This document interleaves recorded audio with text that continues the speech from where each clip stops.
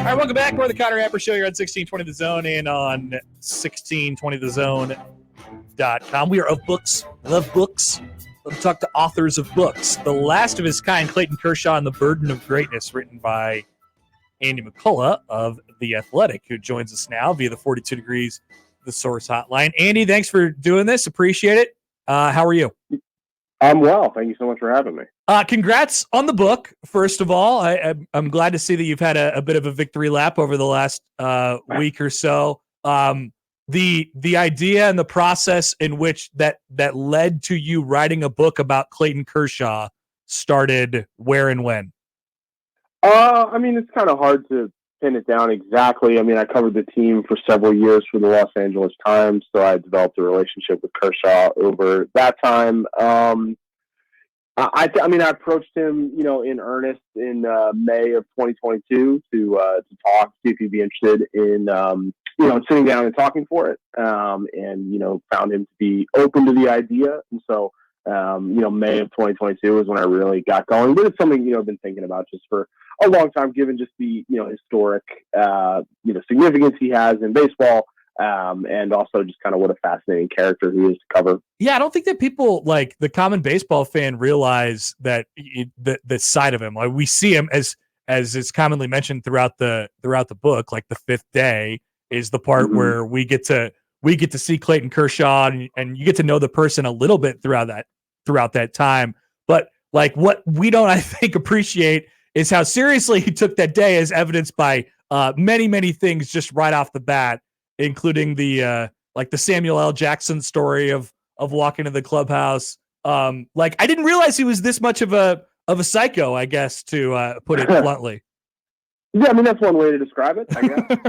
He's definitely someone who was extremely intense on, the days that he pitched. And that was something that, talking to teammates of his over the past, 15 years, that's something that they pretty much all mentioned first when, thinking about him, is just how different the day felt when he was pitching. And so one of the things I really wanted to explore, within the book was just like, okay, like, why are you like this? Yeah. Why do you behave this way? And in having conversations with him, it kind of stemmed back to, his childhood and some of the anxiety he felt as a kid, and his, sort of the control he wanted to try and have over his professional life and career. But it just kind of manifested in amusing ways, like, for example, blowing off Samuel L. Jackson when he came to visit the Dodgers clubhouse one day before a game many years ago. It's amazing that it's an interesting way to look at it. I don't know that it's that far from the truth, the pressure that he puts on himself. And then, it really comes to a head a few years ago when more of the conversation about Clayton Kershaw, is brought up in the context of him not having much postseason success, and how it didn't really ever make any sense why he didn't have any postseason success. And that was just kind of out of his control. To an extent, some of it certainly was within his control, and some of it was certainly his responsibility. A lot of it is his responsibility. The book's not meant to, sort of make excuses or, create sort of absolve him any of that. And that's certainly not something that he is seeking. But I wanted to, at the very least, contextualize, why his numbers are different in the postseason than they are in the regular season. And also, highlight sort of the different standards he's held to, the way that, he is, and then that's a standard that he frankly earned with his performance. We're talking about a sport now where, Paul Skeens debuted the other day and he went 4 innings and gave up 3 runs and, received a standing ovation on the way out. If Clayton Kershaw performed like that, he'd be booed on the way out. It's a very, it's just a very, very different standard. And it's something that he's earned because he has been the best pitcher in baseball, or was at the very least especially when he was healthy, during the latter part of the last decade. And so just sort of getting into why people actually cared about him so much as compared to, some other similarly talented pitchers in his generation. Well, it's very timely in the context of what you just mentioned, because we view pitchers through a different lens now. And with it's timely in the sense that we have all these pitchers, and a lot of the conversation around them is the injuries that they're going to have to endure throughout their career, and how often they're expected to pitch, and how that bar has come down. I guess just to lead you right into it, he really is the last of his kind in that regard. It's just not built that way anymore. Yeah, I mean that's why the title is what it is because I really do believe he is the last genuine number one starter to come through baseball. I mean, maybe it's Garrett Cole is still close to that standard, obviously, but other than that, that's not like to denigrate the modern pitcher. I mean, pitching has never been better. The talent is incredible. It's just they're asked to be different than they were, in Kershaw's era, and that's an era that like we're still not exactly out of. There's a lot of, Justin Verlander and Max Scherzer are still pitching. There's still members of that generation who are active, but, Kershaw is the youngest of that group and is the one who sort of had the most publicized, sort of burden placed on him of responsibility for one single franchise. He's the best representative of that. And so, yeah, I mean, I really do believe that, like, he is the last pitcher who will sort of meet the, sort of historical merits, thinking about the lineage of like Sandy Koufax, Bob Gibson, Pedro Martinez, Randy Johnson, Roger Clemens. Like, I really do believe he is the last player to sort of meet that type of standard. How do you think we will, I mean, off of that, how do you think we will kind of grade pitchers on the Hall of Fame scale going forward? Starting pitchers. It's a great question. In particular, yeah. How do we do that now that the game has completely changed? It's a great question. I mean, I really don't know. I think, I'm eligible for a Hall of Fame vote, but I don't vote. So I'm glad that it's not my responsibility. But it's the sort of thing, when Kershaw won his 200th game last year, I went and looked at like the active players who were likely to get to 200. And it was like Adam Wainwright, who ended up late in the season getting it and then retired. And Garrett Cole was, about, I want to say like 50 or 60 victories away. And then no one else is even close. And we're getting to an era where, winning 100 games is going to be considered, a significant achievement. Whereas, for so many pitchers, it was just like, hey, you pitch for a long time, you're going to win some games. It's just the way that, players are managed, the way that, bullpens are run, it just has become a lot different. And so I think, you're going to have to use a lot more advanced metrics, I guess, to get into it. I think the standards are going to have to go down, or otherwise you're going to be in a position where there's just not many starting pitchers, who make the cut. But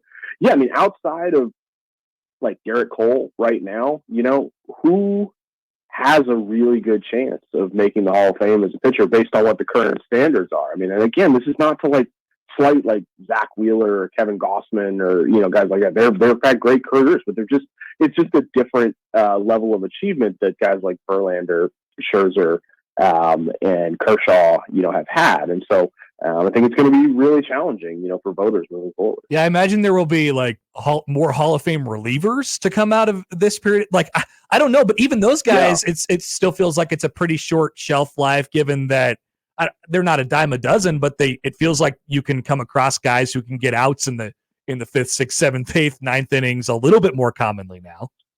For sure. Yeah. I mean, I do think like Aroldis Chapman, Craig Kimbrell, and Kenley Jansen will at least merit consideration. I don't know exactly where they would fall in there. I mean, especially considering like Billy Wagner's still not in. It's going to be a bit of a challenge for those guys. But yeah, like the pitchers have just become more interchangeable, and part of that is because of the injury rate. Part of it is just the way that pitchers train now and the way that they're incentivized to chase velocity and movement, which is, deleterious for your arm moving forward. And part of it is just teams are more willing to move on from guys when they're struggling and just sort of cut bait. So yeah, I think it's going to be the landscape, like in a historical sense, going to look very different, 10, 15 years from now. Andy, are the Royals back? People are wondering if the Royals are back. Yeah, it would be nice if they were back. It is hard. I've seen them a few times this year. Their pitching is a lot better, I think, than I had expected, and that has been a huge boost to them. Seth Lugo's been great. Brady Singer kind of looks back to the guy he was a couple of years ago, which is a huge improvement. The offense, like, it's still a bit of a work in progress. Bobby Witt is a star. Salvador Perez has been tremendous for them, but they still need some of the guys, Michael Garcia, MJ Melendez and stuff like that to get closer to their ceilings. They benefit from their division. They are going to play the White Sox a decent amount, but they're playing good baseball. They seem fun. It's a great market when the teams are going well and the season's going well. And so I'm hopeful that they'll be able to at least, be in contention because, Kauffman Stadium, when it's packed in October, is the best environment I've ever covered a game in. How often do you get asked about Kyle Zimmer updates still to this day? Often enough, I would say. I don't know what Kyle is up to these days, but I wish him well. I don't think he's playing baseball anymore. And then the other thing that I tweeted this out yesterday is like, I'm excited to talk to Andy about his book, but also Kyle Zimmer updates, and then rank the top sends and stop signs of Mike Jershely's career. He's had a couple notable ones. What's the other one? So the stop sign is Gordon in Game 7. The send is Lorenzo Cain in the ALCS in 15. Yeah, well, that was less about Jersh, and that was like a design play almost. I mean, Jersh did his job excellently there, but that was something that Cain had to be sprinting full speed.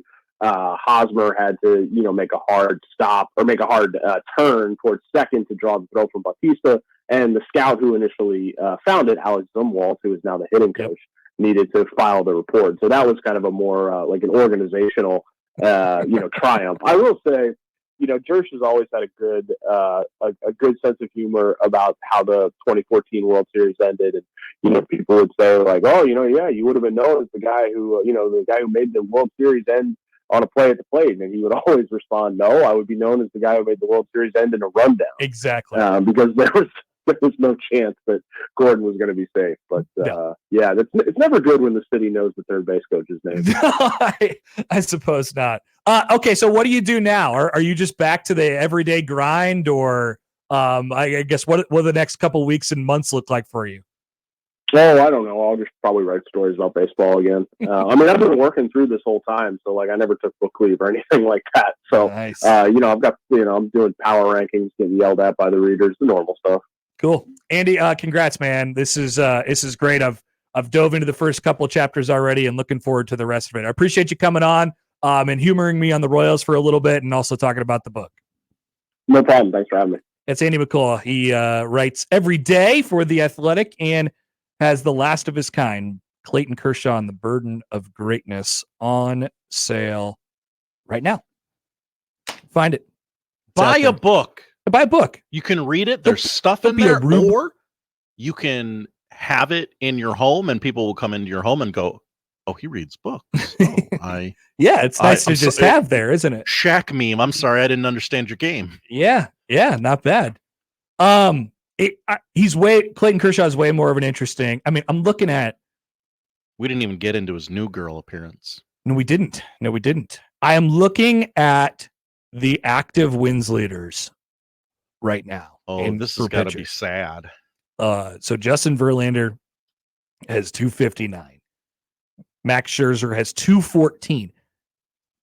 Max Scherzer has been pitching in Major League Baseball for almost 20 years. He has 214 wins, and he's rarely been hurt.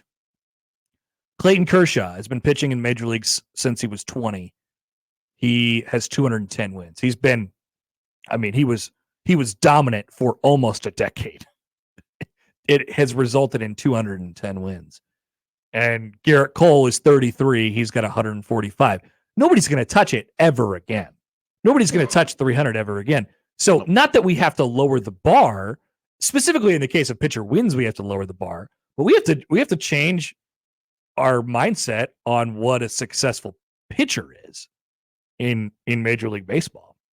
It's pretty much that simple. And Braves pitcher Charlie Morton has 133. He's 40. He's 40. I mean, but like that one makes sense. He hasn't been like dominant, Right. Chris Sale has had bouts of dominance. He has 125 wins. He's been hurt too much to approach that anyway. But I mean, these guys. I mean, Justin Verlander has been good his entire career, and will not sniff 300 wins. Michael Wacha is 20th. He has 90. Yeah. Nobody's going to sniff this ever again. As Andy said, like 100 wins is a really great career. There are only 14 active pitchers with 100 wins. So you have to factor all this stuff in, like we talked about earlier. You're going to have a Tommy John probably somewhere in there, so you're going to miss a year. And then you got to hope that everything else goes well enough to keep you in Cy Young conversations every single year, as some of these top guys have done. But I mean, you look at it right now, it's just, I mean, we absolutely have to change, the way we think about this. And so from my standpoint, I'm an old school, I'm an old school guy. I appreciate greatly the work that a guy like Clayton Kershaw and the burden that a guy like Clayton Kershaw had to carry throughout his entire career to be as good as he was for as long as he was. And that is this book. You get an appreciation for that exact thing in this and how much he sacrifices every single day to be able to pitch on the fifth day. So it's a good read or a good listen if you're ripping off a gas mow in the front yard. It still counts, Connor. A lot of people are going to tell you that it doesn't count. It still counts. You're consuming the information. Jasker Todd writes in, what happens first? Someone gets to 300 wins or someone bats 400 in a year? I don't think you have to worry about either. Ever. More likely is 400, I guess. Nobody's getting 300 wins again. I mean, certainly not anybody active at the moment. You would have to, I mean, guys don't win 20 games a year anymore. It doesn't happen. And you'd have to do that for 15 years. Quick math on that? Yeah, I don't know. What is the math on that? 20 times 15, Josh? I don't know. Oh, okay. 20 times 15 300. is 300. That was the quick math. Thank you. You have to do it. Just hearing that sounds impossible. God, there's no one's going to win 20 games a year for 15 years. There's no chance. So it's a great read. It's a really good story because I didn't know how much of a crazy person he is. He being Clayton Kershaw. Thanks to Andy, and appreciate him humoring me on the Royals in 2014, of which he was covering them for the Kansas City Star. And it was a great time. Great times were had by all in 2014 and 15. Hell yeah. We'll be back. Still a couple more things left to cover before we get to Jacob Bigelow and to get to your responses on the list. And a couple other things as we return to the Connor Happer Show on 1620 The Zone. Remember, no matter how you listen, it's still AM radio. 1620 The Zone.